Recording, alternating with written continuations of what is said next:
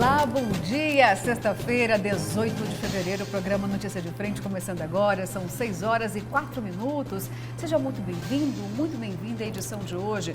Vamos falar de muitos assuntos, principalmente sobre exportações, porque temos aqui comitiva nacional e também estadual em outros países.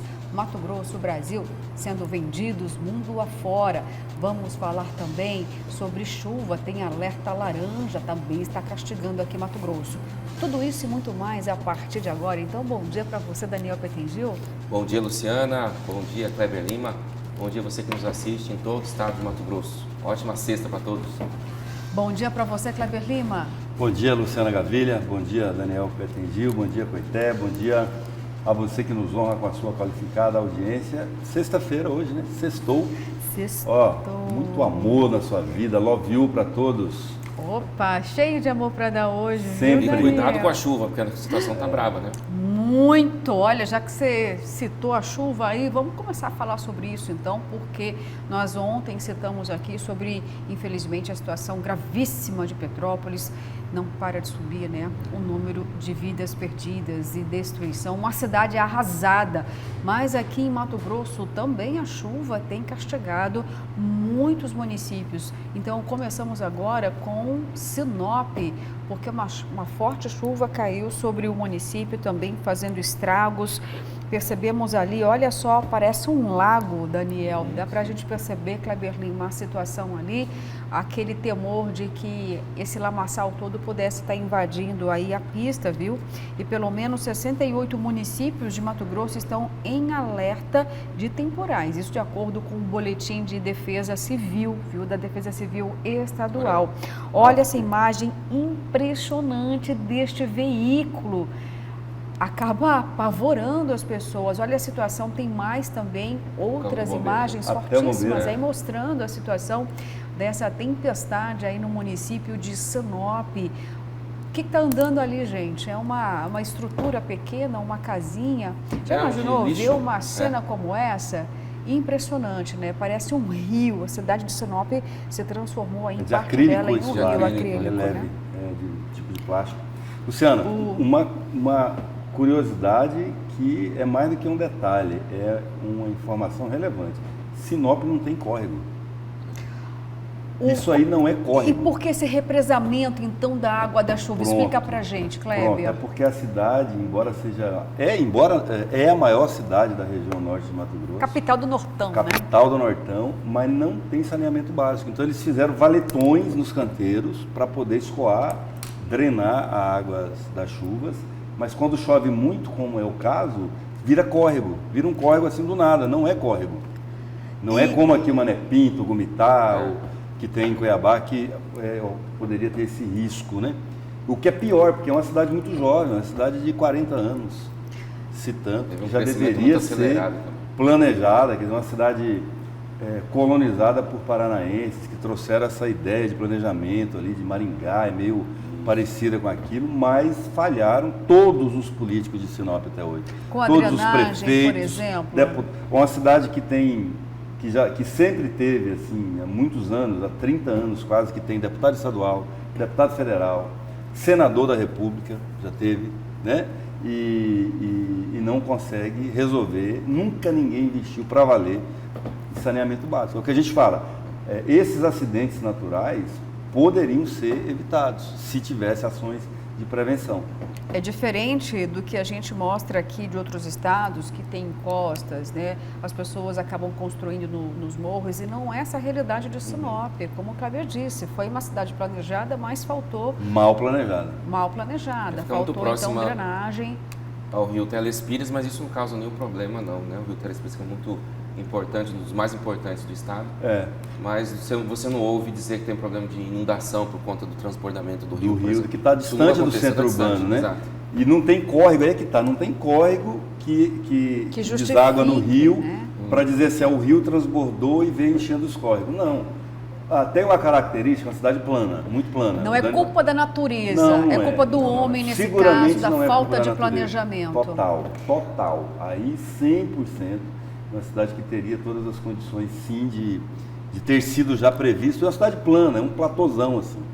O Daniel morou em Sinop, né? Eu morei lá quase 4 anos. Minha mãe morou em Sinop, eu conheço Sinop desde quando não tinha nenhuma casa de alvenaria, eram todas as casas de madeira ainda, né?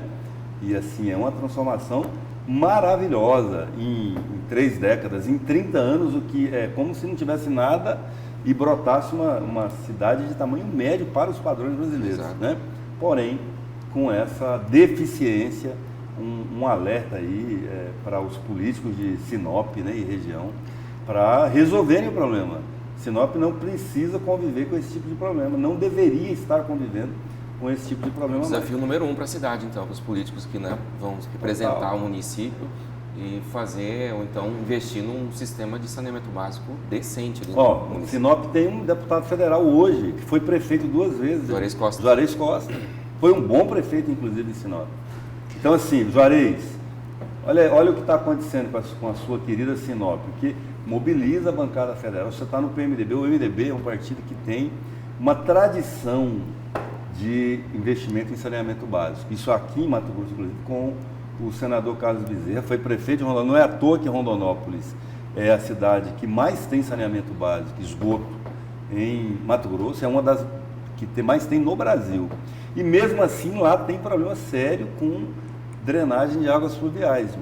Por quê? Porque lá, ao contrário de Sinop, tem muito córrego, tem muito desnível de solo, né? Tem o Rio Vermelho. Então lá quando vem assim, a gente já mostrou também de carro flutuar, de gente flutuar, em valetão também, porque o problema lá é o valetão, quando o sistema, aquela região da cidade, que é uma região ali que sai para o FMT, inclusive uma região bem próxima da casa do prefeito Zé do Pátio, que mora na mesma casa há 40 anos também, né? Então, e tem investimento, imagina onde não tem. Deus do céu, olha só, vou até pedir para colocar essas imagens, que elas são imagens fortes, viu? Dessa tempestade aí em Sinop, porque essa chuva começou por volta das 5 horas da tarde, desta última quinta-feira, provocando então esses alagamentos em vários pontos da cidade, viu? Várias ruas e avenidas no centro e também, gente, nos bairros próximos ao quadrilátero central ali, viu? Ficaram tomadas pela enxurrada. Quadrilátero central. Exatamente, como você explicou aqui, é uma cidade plana, vamos colocar os quarteirões, é um quadrado, exatamente. Os motoristas com carros baixos, eles, olha, preferiram não se arriscar, tá? O que deve ter ajudado muito para que outras cenas como essas não fossem registradas, viu? Os motoristas recuaram ali porque, claro, né, se dá tempo de você voltar, você vai voltar. Agora, quem foi pego com surpresa, ou já estava ali, ficou acuado, não teve como sair, levou pior. Porque Gilmar Dal Bosco. Até viatura do Corpo de Bombeiros aí, ficou aí, viu, ilhada nessa situação. Perto também ali nas proximidades do estádio Gigante do Norte, uma viatura. Foi lá que a viatura do Corpo de Bombeiros acabou caindo na vala de escoamento de água, às margens da BR-163. Olha só, os militares conseguiram sair, viu, e não ficaram feridos, ainda bem. E as valetas de escoamento, viu, na BR. As valetas da BR ali, todas. Isso é as margens da BR. Elas não suportaram o volume da água e transbordaram, né? É muita água mesmo. E Gilmar Dal Bosco, Luciana, líder do governo da Assembleia Legislativa, deputado de 3º mandato, se não me engano. O irmão dele, Dilceu, também já foi deputado estadual. Né? Se juntar o dele com o Dilceu, 20 anos de Assembleia Legislativa. O que nesses 20 anos foi destinado de recurso estadual por eles para saneamento em Sinop? Silvana Amaral também. Secretário então vou dizer o Chuchu da Molim. Vou dizer o seguinte, então, ali por perto. Teve problema também, né? Então, Daniel e Kleber, podem acionar toda a bancada aí, sabe por quê? 98 municípios podem ter tempestades. E aí, somos 141 municípios e tem esse alerta preocupante, então, porque as aí chuvas também... Nós discutimos aqui outro dia, Luciana, tinha um deputado aí destinando emenda parlamentar para festival de arrancadão, de som de veículo. De barulho. Barulho, poluição sonora, tá aí. Aí, deputado Eliseu, o senhor quer uma ideia para destinar as suas emendas? Já está faltando a ideia.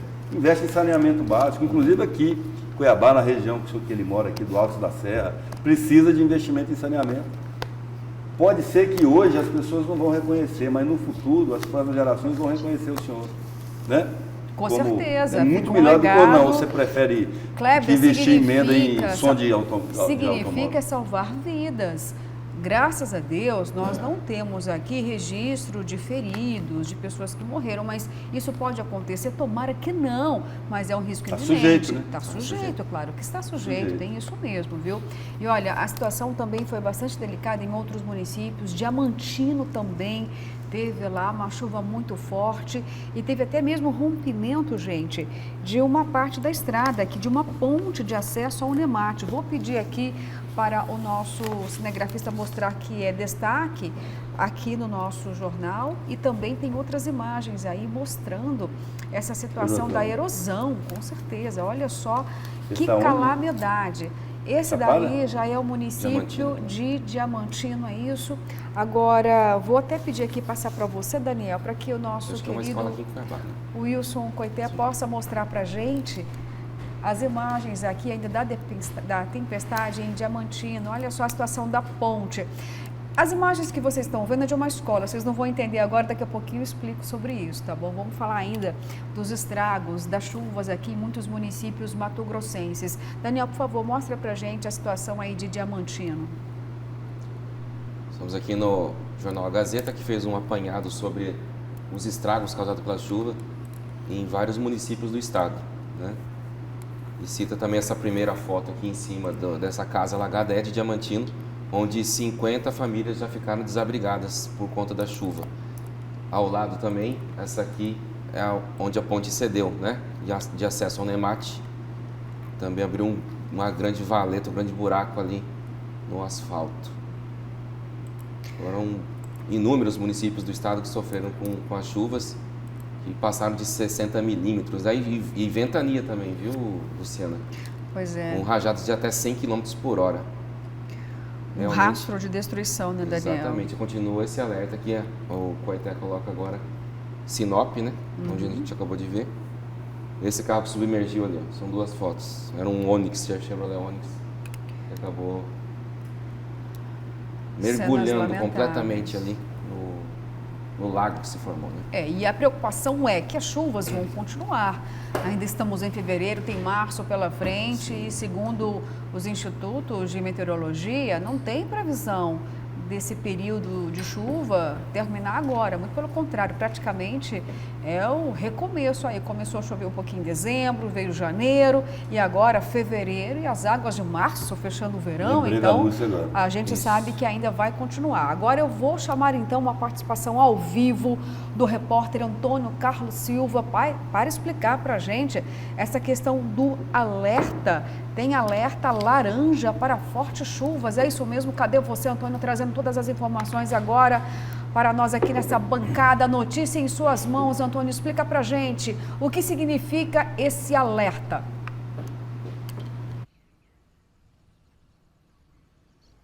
Bom dia, Luciana. Kleber, Daniel, você acompanha a notícia de frente?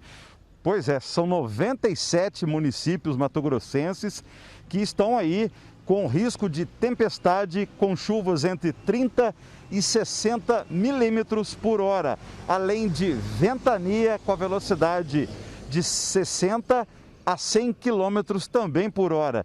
Por isso, o IMET, o Instituto Nacional de Meteorologia, emitiu esse alerta laranja. É um aviso para as populações desses 97 municípios.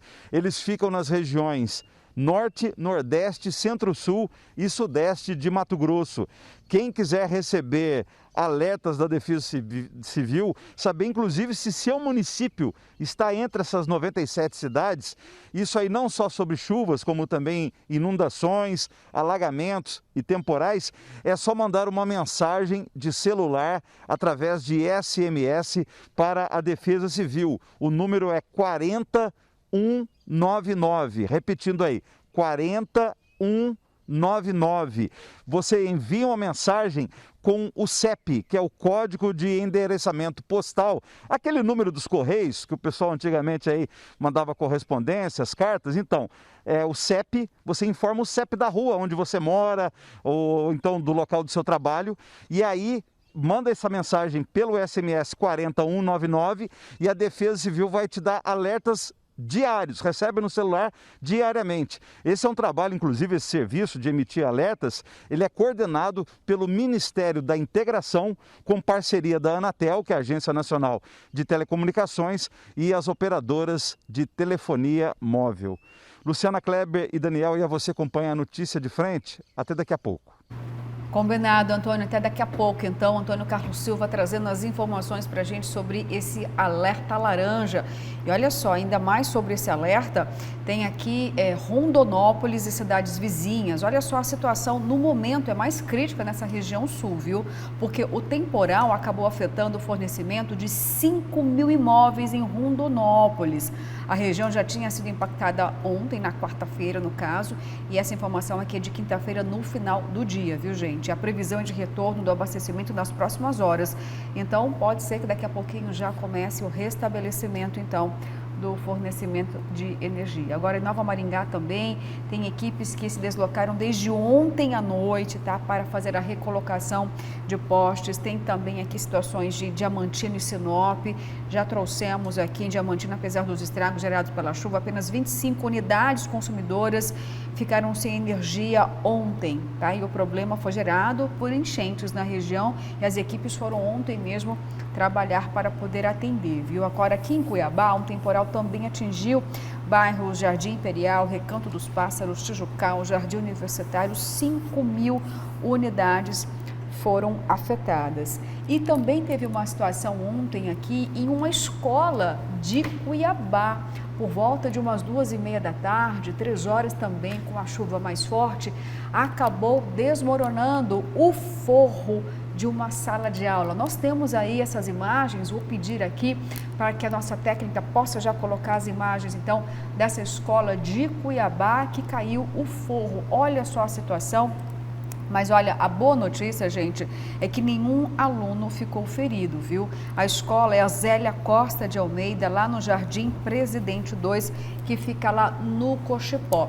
Nós temos aí um outro vídeo, esse vídeo aí chama muita atenção, é um momento em que os alunos estão sendo retirados da sala de aula. E a gente vê ali ao fundo o forro já que despencou.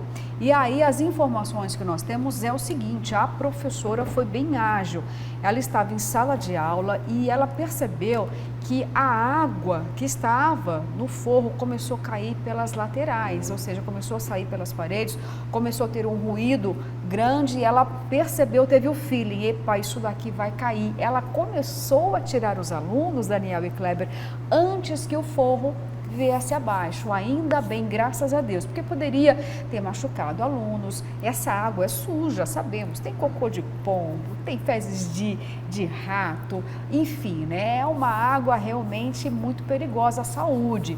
E aí os alunos foram retirados, ninguém ficou ferido. A escola Zélia Costa de Almeida interrompeu as aulas ontem, depois que a chuva parou.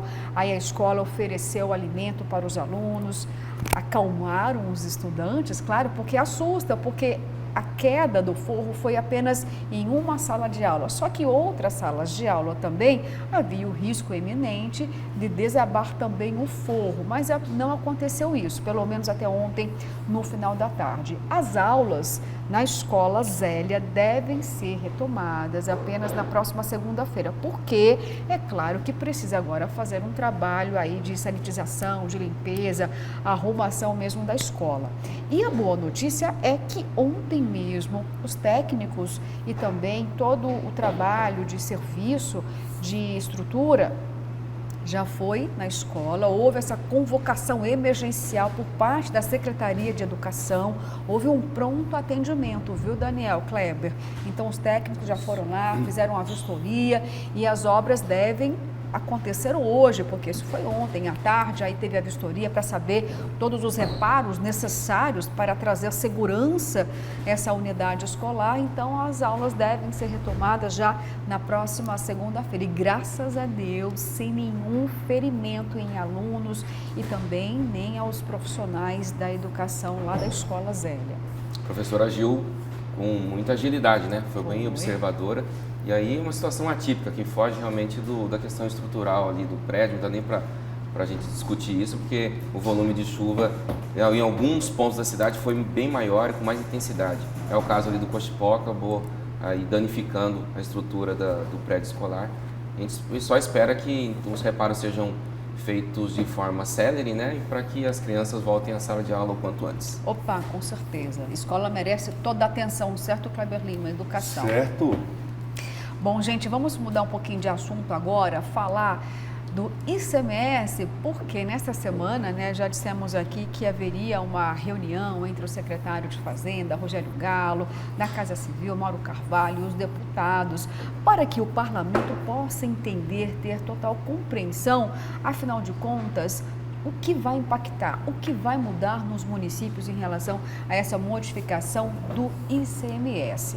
Mas aí foi cancelado por conta dessa comitiva internacional por parte aqui do governo de Mato Grosso. O deputado Wilson Santos falou um pouquinho a respeito do cancelamento, porque o deputado Wilson Santos já pediu aí uma nova data. Tem data marcada já para, enfim, acontecer esse encontro, que já deve ser o segundo cancelamento, viu? Vamos ouvir então o deputado. Dia 25 de fevereiro, um requerimento de minha autoria foi cancelado porque o secretário Galo está impossibilitado de comparecer.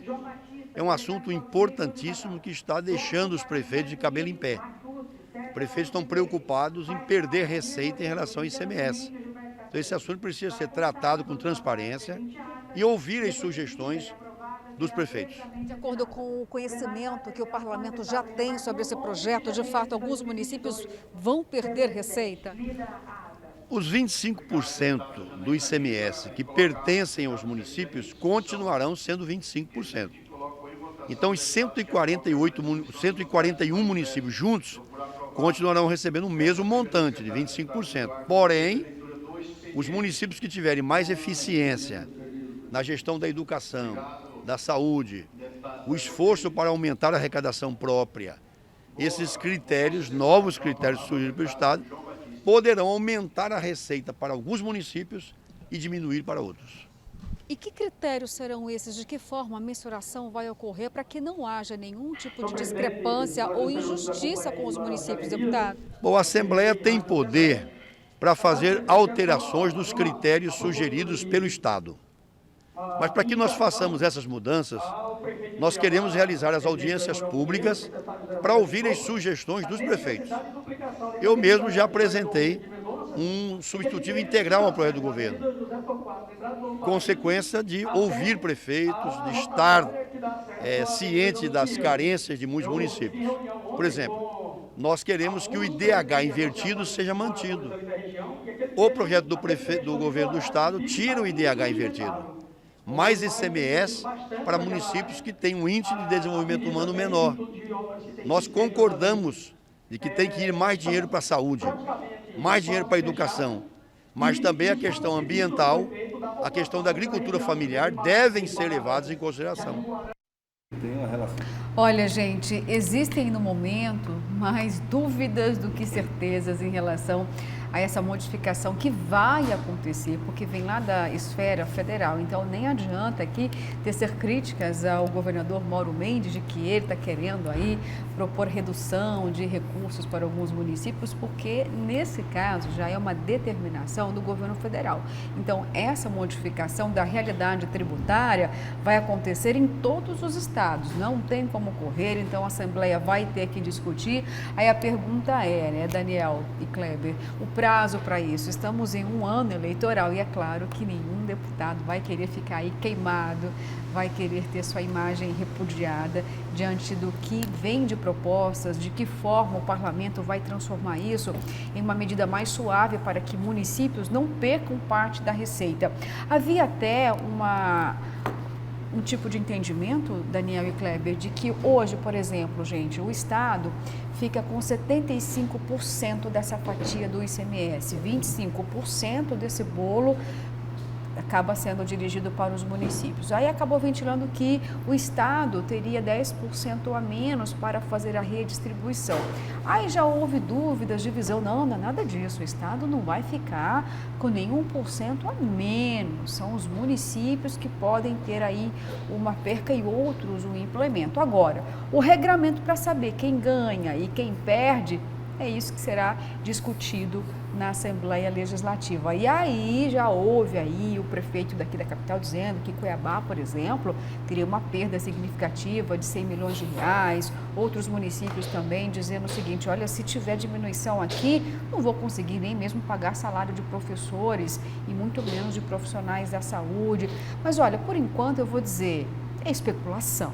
Porque, afinal de contas, nem mesmo os deputados sabem falar com propriedade sobre esse projeto. Então, por isso que precisa realmente chegar aí o secretário de Fazenda de Mato Grosso e Casa Civil para que façam a lição de casa juntamente com o parlamento, Daniel.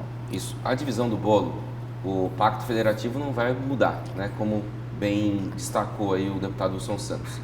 Ele diz que os 25% que cabe aos municípios vão continuar sendo repassados. O problema é o critério de distribuição entre eles, que por essa nova lei, alguns podem receber mais, outros menos. Os 25% vão continuar sendo repassados aos municípios, mas ali o critério de distribuição entre eles vai mudar um pouco. Mas existe muito detalhe técnico ainda que nem os deputados, nem os prefeitos, nem o governo do estado está sabendo explicar direito ainda. Por isso que eles estão esperando ter essa reunião técnica com o secretário Dalo, para que essas dúvidas sejam todas colocadas sobre a mesa, né, principalmente por parte dos prefeitos, e todos entendam de uma vez por todas o que está acontecendo. O próprio prefeito de Cuiabá e o prefeito de Várzea Grande usam mesma cifra, né? A gente pode perder mais de 100 milhões, né? Eles vão ter que sentar para resolver isso, para conversar e para explicar de que forma que essa lei vai ser aplicada aqui em Mato Grosso. Agora, na questão política, realmente, como você já antecipou, os deputados não estão com muito interesse de colocar isso sobre a mesa, de votar e de decidir já agora, né? A própria deputada Janaína Riva falou nessa semana que esse projeto vai ser amplamente discutido e elas temem realmente o desgaste, né? O desgaste eleitoral desse ano, porque os prefeitos, a reação dos prefeitos pode ser muito negativa, tem sido negativa, e isso vai influenciar, logicamente, né, no sistema eleitoral, aí, na campanha desses deputados para a reeleição. A tendência, ou pelo menos o que eles estão, ou os parlamentares estão pensando, é tentar prorrogar ao máximo essas discussões, se possível até para o final do ano, né, para que passe o período eleitoral e eles não tenham que decidir tudo isso em plena campanha e realmente sofrer algum prejuízo nas urnas esse ano. Tem essa questão importante, aí eu fico até imaginando aqui, penso eu, que todos os dados do recenseamento do IBGE seriam importantes para poder fazer toda essa discussão, porque, Kleber, vai começar ainda, né, o recenseamento, e se forem analisados dados em relação ao IDH, renda, número, inclusive, né, da população, essa densidade é importante. Então, ou seja, será que não seria mais prudente, mais justo, talvez essa seja a palavra, para que possa realmente fazer essa modificação mediante esses dados atualizados? Porque o último recenseamento do IBGE já tem mais de 10 anos, é isso? 2010. 2010. Tem 12 anos. Se é legislação federal, precisa ver se o prazo final, fatal, derradeiro, limite para fazer essa alteração é esse ano. Você tem uma possibilidade de adiamento se você entrar com algum tipo de recurso aí no âmbito federal, sob a alegação da pandemia, né? Que é uma tentativa que pode ser feita. Agora, a eleição, Daniel e Luciana, ela não é só para deputado, né? Estadual, ela é para governador também. Eu imagino que essa preocupação de esclarecer direitinho como é que vai ficar essa regra é também do governador. Talvez ele até seja a ponta mais frágil aí, porque os deputados podem ir aderindo, né, aos prefeitos e ele vai ter que implementar a lei. Eu estou tentando lembrar aqui, desde que vocês começaram a falar desse assunto hoje, de uma outra situação, esse ano agora, muito recentemente, que precisou também ser regulamentada, mas era uma determinação federal e gerou um cancã, igual você gosta de falar, Luciana, mas era uma obrigação de fazer, por causa da legislação federal. Então, assim, eu vou defender nesse caso, para ser coerente, o que eu sempre defendi, que o que vai resolver essa inquietação dos prefeitos e que deveria ser também da população, Luciana, porque ela que é diretamente afetada, é a transparência. O critério tem que ser transparente. Os municípios precisam entender por que é daquele jeito. Porque quando a gente fala assim, eles ficam com 25% do ICMS, mas é daquele ICMS que é gerado também no seu município. Aí o problema é que tem município que não tem, que tem uma atividade econômica retraída. Então você precisa ter um mecanismo que equilibre um pouquinho. Vamos aqui imaginar Araguainha, Ponte Branca, que tem uma economia pequenininha baseada na agropecuária, que tem um comércio pequenininho. E aí, como é que, se você for destinar para ele só o que é, os 25% do que é gerado ali, ele vai passar dificuldade. Então você precisa ter um critério que no bolo total você possa destinar um valor mínimo para todos os municípios, inclusive aqueles que não têm uma atividade econômica pujante, né, dinâmica, etc. Então, são esses detalhes que, às vezes, assim, aqui já se tentou muita coisa no passado. O próprio deputado Zé Riva já veio com o ICMS social, valorizando por meritocracia, né, aquelas iniciativas positivas na área de educação, de saúde, de assistência social, de IDH. O prefeito que melhorar o IDH, o município que melhorar o IDH passa a ter uma participação um pouco melhor. Então, são políticas de incentivo também, que me parece ser o caso agora. Não é a intenção, não é punir, prejudicar qualquer município, até porque a lei é federal, né? É uma lei criada levando em conta mais de 5.500 municípios no Brasil. Não foi feita a lei para prejudicar Cuiabá, nem Várzea Grande, nem Araguainha, como eu disse aqui. Mas me parece que é no sentido inverso, de incentivar práticas que melhorem a qualidade de vida e o índice de desenvolvimento humano da população. Agora, só que as pessoas precisam entender, porque se elas não entenderem, vai prevalecer a lógica da pós-verdade. E vão ser contra, porque é mais simples entender que vai ter prejuízo. O medo de ter prejuízo. E a explicação real é muito complicada. Se é complicado explicar, tem que arrumar um jeito de simplificar. E esse debate gera muita tensão nos municípios, porque boa parte deles depende desses repasses do FPM e do IPM para sobreviver, né? Para cumprir os compromissos básicos, mínimos da administração pública. É sobrevivência, como você está dizendo, né, Daniel? Sim. Não sobra nada nem para investimento. Agora a questão do recenseamento que você citou, do censo, a captação dos dados é feita esse ano, mas sistematizar e os resultados demoram até anos, né, para sair. Então eu acho que também se pautar em cima disso demoraria, né, para você ter um perfil do município ou do estado mais robusto. Você vê que muitos resultados saem 1, 2, 3 anos depois. Né? Mas o correto era de um ano para o outro, né? Exatamente. Ele a cada 10 anos precisa atualizar a base de dados, que é a base de conhecimento, né? A gente saber quem somos, quantos somos, onde estamos, como vivemos. É o raio-x. Né? Raio-x é fundamental. O IBGE é uma grande instituição, mas vem sendo sucateado ao longo do tempo. Diga-se a verdade, não é de agora que o IBGE vem sendo sucateado. E nós vamos perdendo qualidade nessas informações. Se a gente não sabe o básico sobre esses dados socioambientais do povo, fica difícil você para fazer política pública. Como é que você vai fazer política pública sem planejamento? Bom, o resultado claro disso foi agora na pandemia, né? Com o auxílio emergencial. Não se sabia que o contingente era tão grande assim, porque justamente por isso, em cima dos dados que foram captados 10, 12 anos atrás, você não sabe, mudou muita coisa, né? Mais gente nasceu, né? Teve mais gente empobreceu, e aí foi aquele espanto quando o governo federal teve que ampliar bastante aí a cobertura do auxílio emergencial.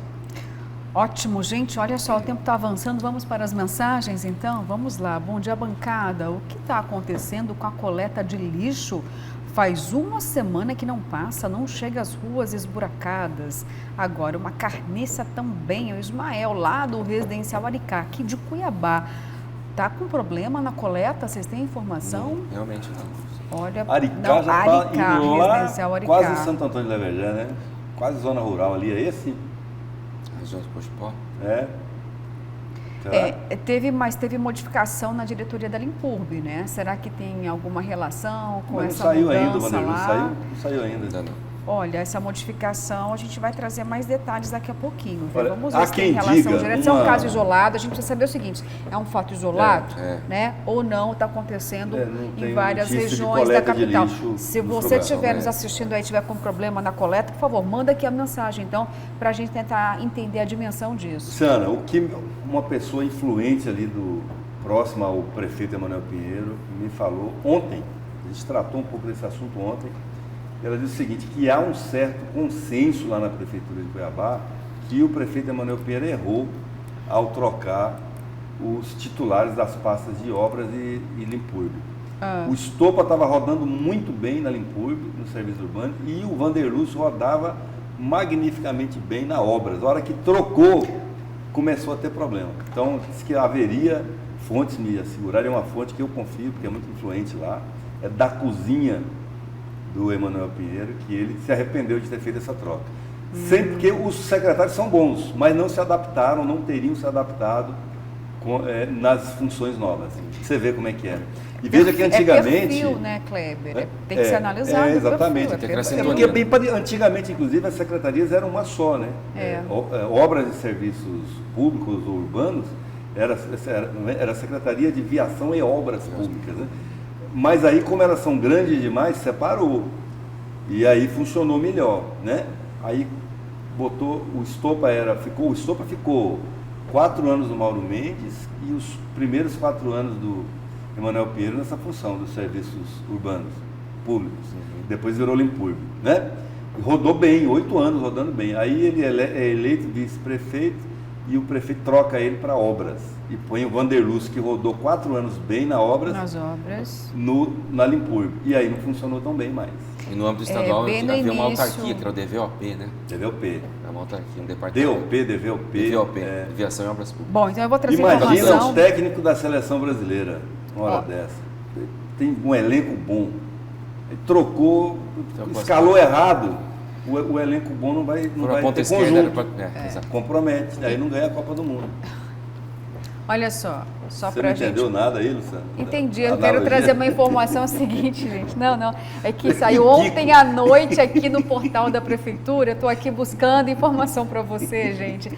8 da noite, praticamente, a Prefeitura anunciou, viu, a modificação aí na Limpurbe, Kleber Lima. Ontem à noite? Exato. Eu estava aqui, olha, procurando a informação. 8 da noite eu estava dormindo. Vamos lá, então, eu também. Olha, o prefeito de Cuiabá anunciou na noite desta quinta-feira que a administração passará por um novo momento. E para começar esse salto em inovação, a empresa cuiabana de limpeza urbana, Limpurbe, será dirigida por Valdir Leite Cardoso, o Júnior Leite, que volta à gestão com a missão de elevar Cuiabá ao patamar de cidade moderna, inteligente e sustentável. Que assim seja, viu? Vamos esperar por isso, viu?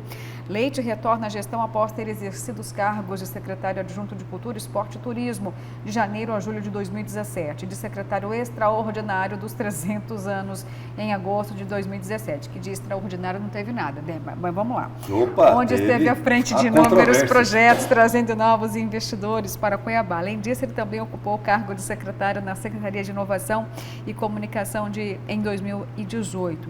Vamos aqui abrir aspas, então, para Leite, tá? Olha, agradeço a confiança depositada em mim pelo prefeito Emanuel Pinheiro, aceitei o desafio e acredito que à frente da Limpurbe teria a possibilidade de contribuir ainda mais com a sociedade, porque é uma pasta que foi extremamente bem cuidada, que teve José Roberto Estopa à frente durante 7 anos, depois passou pelo Vanderlúcio Rodrigues, que vem realizando um trabalho com muito capricho.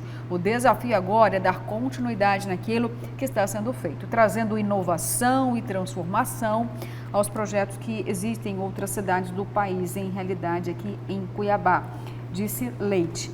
Kleber Lima, pode ficar à vontade, por favor. Olha, eu acho que um ato de extrema ousadia do prefeito ressuscitar o Júnior Leite no atual contexto que ele se encontra. Eu estou, assim, estupefacto, assustado até com essa escolha. Eu tenho medo como cidadão cuiabano dessa escolha. O Júnior Leite, nada contra ele, a pessoa dele, não tenho nenhum motivo para ser contra, né? Mas assim, aonde ele passou na Prefeitura de Cuiabá, ele não deixou coisa boa, não deixou boa memória. Ele foi secretário extraordinário dos 300 anos, nós não tivemos comemoração dos 300 anos em Cuiabá. Nós tivemos um prédio alugado que não foi ocupado. E ele foi exonerado por conta disso. Foi exonerado por conta disso, na comunicação não rodou em lugar nenhum. Eu sinceramente, agora estou preocupado. Que o que já estava apresentando o problema agora pode ficar comprometido, então, sinceramente. Mas demos a ele o benefício da dúvida. Já está nomeado, o que pode fazer, né? Pois é, mas responsabilidade do senhor prefeito Emanuel Pinheiro. Estou dizendo isso aqui hoje, dia 18. É 18? 18. Dia 18 de fevereiro de 2022, às 6 horas e 44 minutos. A responsabilidade é integral do senhor prefeito Emanuel Pinheiro. Eu acho que tudo que o senhor não precisava era ter aventura numa área importante que estava funcionando como ele deve ver o Júnior Leite como um coringa, né? Uma pessoa versátil, porque já ocupou essa secretaria extraordinária, a Secretaria de Cultura, e agora vai para a Limpurbe. São áreas realmente muito diversas, diferentes, mas agora, como você se ressuscitou. Coringa que não funcionou em lugar nenhum. Vamos ser aqui a memória da cidade. Só eu que estou inventando. Ele não funcionou em lugar nenhum. A única coisa que eu vi que o Júnior Leite fez bem feito foi dar uma reformada lá no 6º andar, onde funciona a Secretaria de Comunicação, que está lindo lá. Bonito. Olha, só, mas para fora não vi resultado bom para Cuiabá. Vamos lembrar então do desgaste que teve quando houve a troca da secretária Osanira Félix de Saúde por Célio Rodrigues. Será que a gente pode traçar esse paralelo? Ele já está repetindo um novo ciclo. Eu acho que é no mesmo modelo, viu? Tomara que as consequências sejam diferentes. E aí vamos lembrar do Ministério Público e aí novamente a situação do prefeito pode ficar temerária, delicada, né? Pois é, gente. Sinceramente. Olha aqui, eu tenho mais informações em relação ao lixo. Tem, assim, outras cobranças aqui. Vou abrir novamente as mensagens. Vamos lá, então. Olha, aqui no bairro Nova Esperança 2, Cuiabá também está com falha nas coletas das semanas. Ontem mesmo foi e não passou. É o Bento Rezende reclamando, então, dessa região aqui do Parque Nova Esperança 2. E aqui tem uma outra mensagem dizendo que pelo menos essa região toda está sem coleta. O Aricá e mais 6 bairros. É o Anselmo do São Sebastião. Então tem algo acontecendo mesmo, viu? Não é um fato isolado, não. Bom dia, Luciana. Diz aí, Kleber, que Residencial Aricá fica aqui perto da Avenida das Torres, ao lado do Santa Laura, o Ismael, lá do Residencial Aricá. Olha, então a gente vai cobrar, vamos dar uma atenção aos nossos outros telejornais sobre essa questão da coleta de lixo, viu? A falta da coleta de lixo. Para encerrar aqui esse bloco de mensagens, olha só, Kleber, quando foi que Sinop teve senador? Jorge Anaya assumiu. Pronto. Já não era suplente. Sem falar outros aí. Sim. Que eu não estou lembrando agora, mas um já lembrei. Jorge Anaya. Foi candidato, inclusive, a prefeito agora. E quase teve outro aí, que foi o Paulo Fiuza, né? Mas aí essa confusão com Zé Medeiros. Exato.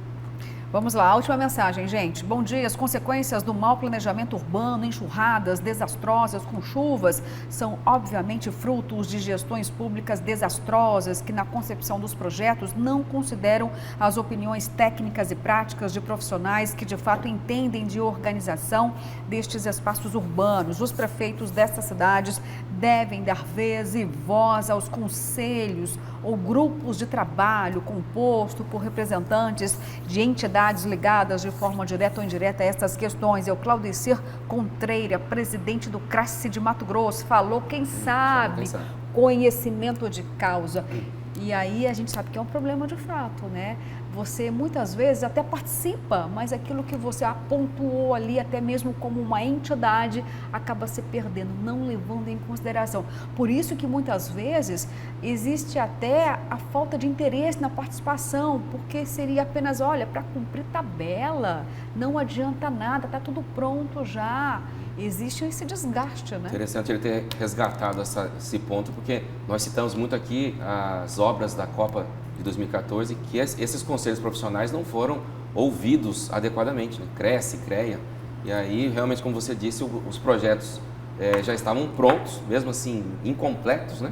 E aí eles não tiveram vez e voz para poder mudar a situação. É isso aí, viu, gente? Olha, eu defendo até mudança, sabe o quê? De informação no imposto de renda. Por quê, Kleber? Por que, Daniel, a gente não tem o direito de, na declaração, colocar ali, olha, a nossa região, o que precisa ser feito? Porque assim todos, né, aqueles que realmente pagam até mais, né, o tributo, tenham mais vez e voz. A gente precisa, é uma forma de ajudar, né?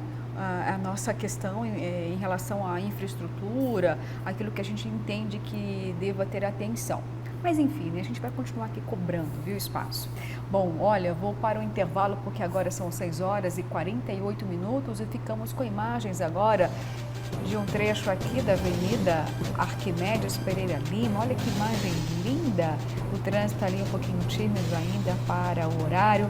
Uma belíssima obra, né? Trouxe um impacto muito positivo ali para toda essa região do Cochipó. Cochipó que muitas vezes acaba sendo esquecido pelo poder público, já falamos muito sobre isso. Agora, eu estou acreditando que teve algum acidente, teve. SAMU lá. É uma ambulância, o trânsito ali praticamente parou, tem apenas só um trechinho da pista sendo liberada e realmente, viu, esperamos que não seja nada grave. Vamos até tentar ter informações sobre esse acidente. Não, porque quem faz é a CEMOB que acaba encaminhando essas imagens em tempo real e nem em todo momento eles estão nos ouvindo, né?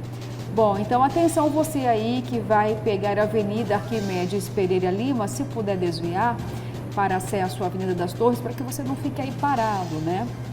Se tivermos mais informações sobre esse acidente aí, então, na avenida mais conhecida como do Moinho, a gente traz aqui, viu? Mas se puder evitar esse trecho, melhor para você. Voltamos já já.